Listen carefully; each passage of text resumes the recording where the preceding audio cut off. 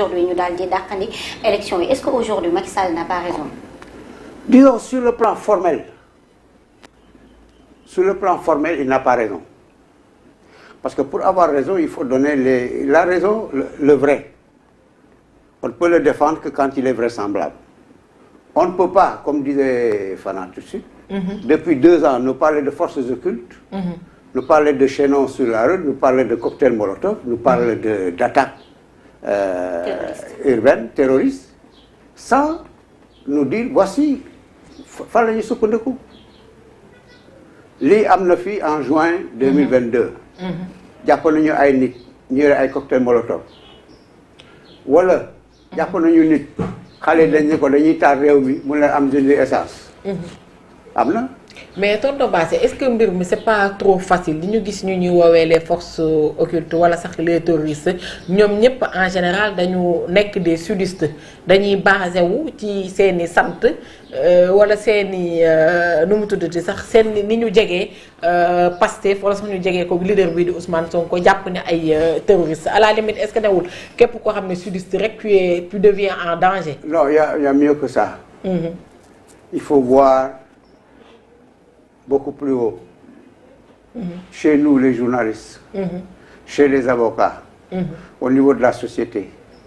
Quand le téléphone parlera, on verra que c'est pas à faire. C'est vrai. Nous avons une région qui est contre tout élément nord. Moi je vous dis par exemple, en 84. Avec le PDS. Il y a eu un certain nombre de mouvements. Jusqu'en 88, jusqu'en 83 d'ailleurs, quand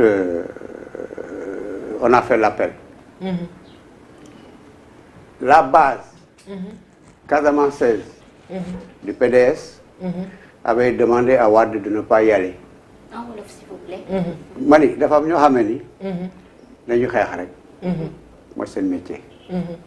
bu ñu nee nañu dem waxtaan. waa PDS 83. En juin. quand El Hadj Abdou a parlé le sermon de la Korité. ba ñu wax ne dañuy waxtaan. am na ñu dëkk Casamance. ñu ni Wade bul dem. parce que dafa am ñoo xam ne ni ñoom ay rek mooy seen métier. bu fekkee ni Casamance la ñu dëkk Casamance la ñu dëkk. bu fekkee ne dëkkuñu Casamance aussi ñu seetlu ni képp ku ko jegeñ kuy dox même bu fekkee ni triangle te Macky Sall di la recevoir pour nga indi signalu Walfadjri Casamance nga bokk. Qu'est-ce que tu veux?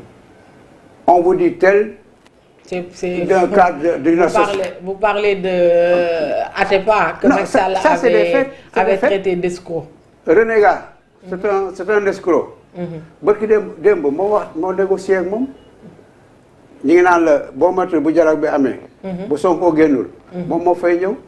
waaw mais bu fekkee ni Sonko loolu la am. su Sonko génnul qui va le représenter au dialogue? Vous pensez que Atepa va se porter? On a développé l'idée ce matin. On a développé l'idée et c'est pas à chasser. bu fekkee ni un avocat. mun na jël 30 millions. dugal ko si saak. taxaw buntu conseil constitutionnel. ni ma maay délégué Sonko. Hein? Maître Ciré Clédor. Parce que ça c'est des choses qui se sont passées. Mais attendez, maître. Comment un avocat peut représenter Sonko au conseil constitutionnel? Mais monsieur Mbodj, le combat de Sonko, d'abord s'il y avait eu un combat politique, et l'autre combat c'était juridique. Il s'est fait représenter par un avocat. Parce que le premier mandataire au conseil constitutionnel, effectivement. C'était le seul sur les 200. Waaw, il s'est fait représenter par un avocat, c'est pas interdit par la loi. Avocat, vraiment, c'est ma classe personnelle. Mais il s'est fait représenter par un avocat, mu nekk mandataire, ce qui n'est pas interdit par la loi. mandataire kay. Celui qu'on donne le mandat kay, ça peut être n'importe qui. N'importe quelle profession. Moi, je ne l'aurais pas accepté. Moi, avocat, je ne l'aurais pas accepté. Et je pense qu'au niveau du Conseil de l'ordre aussi, on devrait mettre un peu d'ordre dans ces conseils-là. Tahaou avec ces deux valises-là, mettre Fodjem avec non, mais ces deux valises, M. Mbottier, deux valises, qui nous dit que ça contient de l'argent? De l'argent. Ah non, c'est lui qui dit. Fodjem, mettre Fodjem avec ce boubou. Xam nga yéen journaliste yi